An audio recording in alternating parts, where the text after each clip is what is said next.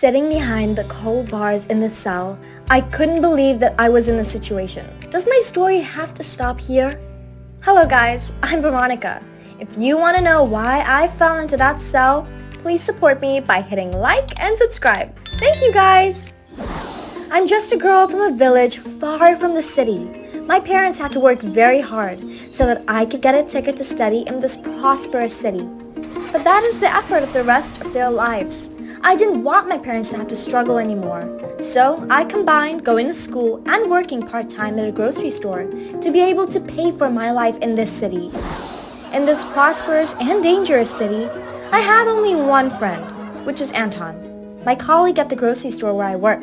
Anton is the nicest person I've met in this city. He always helps me at the store whenever I have to carry heavy things. Thanks to Anton, my life in this city has become much less tiring. There's only one thing. Sometimes, Anton is a bit strange when we talk about materialism.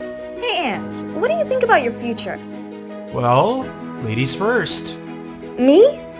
I will try every day to be able to have the life I dream of with my family, a life where my parents don't have to worry about monthly bills anymore. It's your turn now, Anton. As for me, I think we, the people who have to work every day with all our lives, all because of the 1% of the world's population which holds 80% of the assets of this world, why do people like them have the right to have everything while we, even if it takes our whole lives, cannot reach them? It's an injustice. So if there's a price to pay to win a jackpot lottery, I'll definitely pay it. Wow, and that, well, I don't know, but your thinking is really strange. I think the long period of trying really tired Anton, and he was born with such thoughts of hatred for the world. I know that although this world is cruel, there are still countless miracles happening, and I will change Anton's mind. I tried many ways to change Anton's negative thoughts. Outside of work, I take him to places like parks and amusement parks to cheer him up. And you see, besides the bad things you see in this world, there are still plenty of amazing things. All you need to do is accept their existence. Thanks, Veronica. But the only amazing thing I see now is you. Aw, thank you, Ant. Hey, can I ask you something? Of course, Ant. Anything's fine. No, just one. If one day I hurt you, but it was because I had no other choice, would you forgive me? Your thoughts are really strange, Anton. Of course, I will forgive you, but first, you have to do something for me. Anything you want, Veronica. That is, eat that cotton candy in one bite. Come on, Veronica. You know I don't like sweets. What did you just say? Alright, miss. That day, we had a very good time with each other. It was the first time I saw Anton smiling so brightly, but hidden deep in his eyes, there was still something that was bothering him. No problem, I'll figure it out. One night, as we were getting ready to close the business and take everything up, we had one more customer. Furthermore, this person is unlike any other guest we have ever encountered. He was a real young master. He had an incredibly sparkling watch in his hand and was dressed in exquisite clothing. As soon as he entered our store, he collapsed to the ground and lay motionless. For God's sake, what is this? Is he dead? I don't think so, and I think he's just drunk. Suddenly, the young master raised his head and immediately gave us an order. Now I understand why Anton hates rich people so much. My servants, quick! I need a glass of lemonade. I'm about to die of thirst. Dude, what did you just say?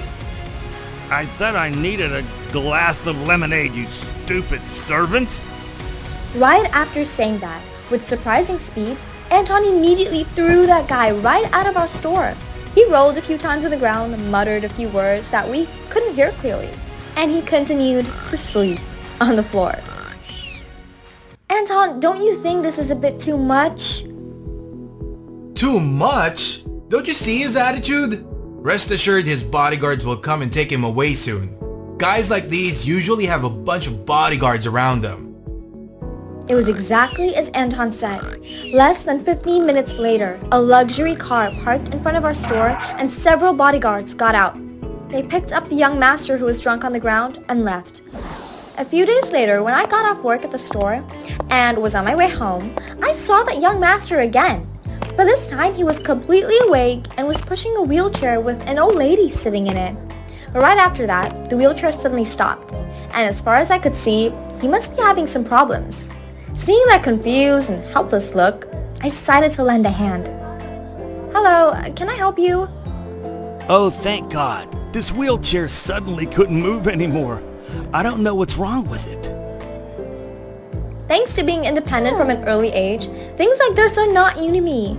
I checked the wheels of the wheelchair and discovered that there was a loose screw. I just needed to tighten it, and it could continue to function. It's done. I just need to tighten one screw.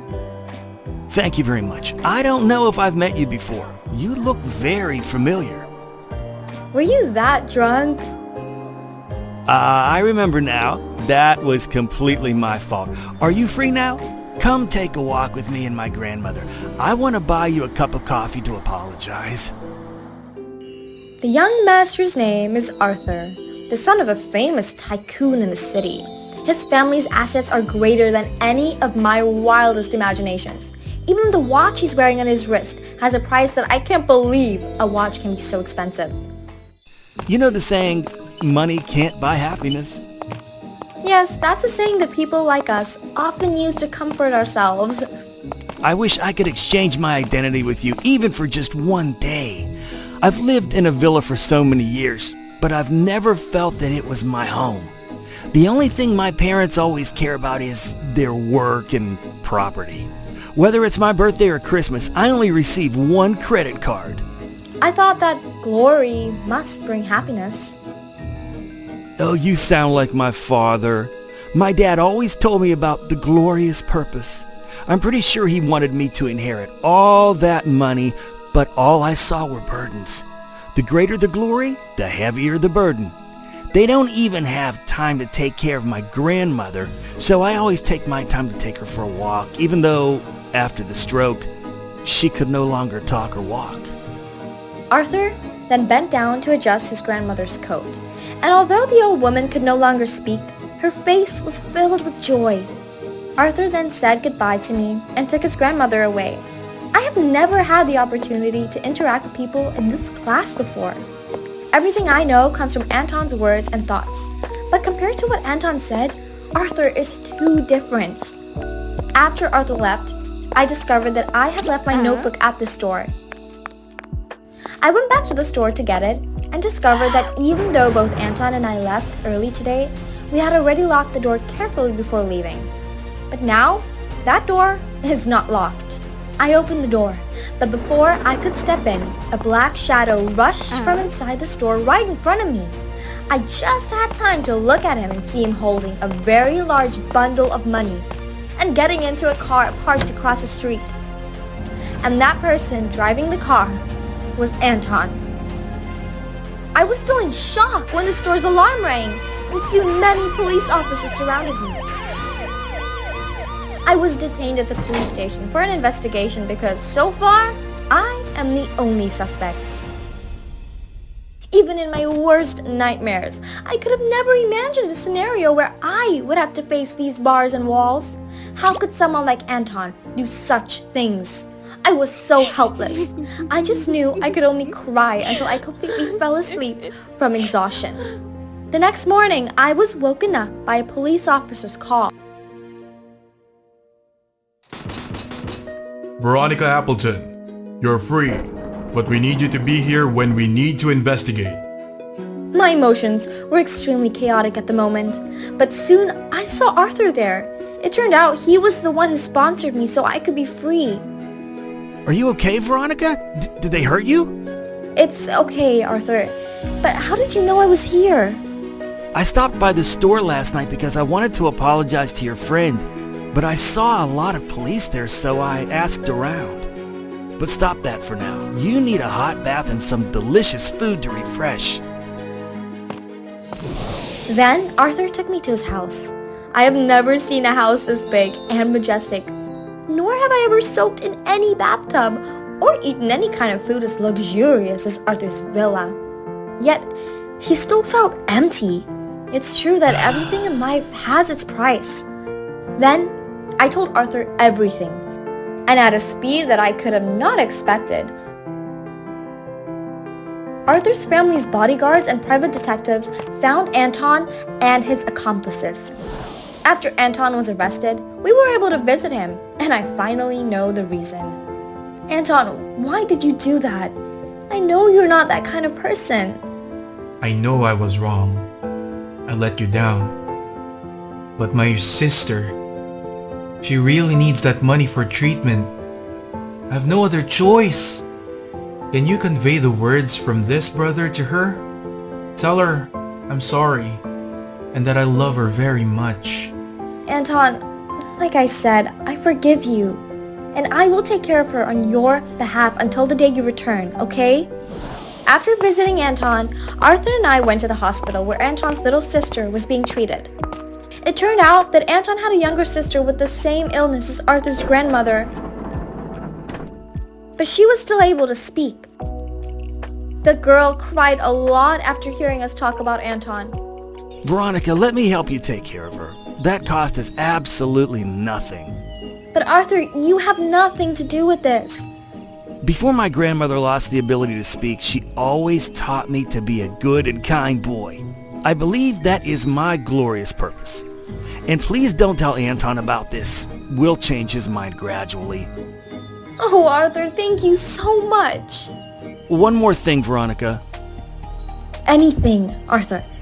Right after that, Arthur politely kneeled down on one knee in front of me and pulled out a beautiful necklace from his pocket to confess his love to me.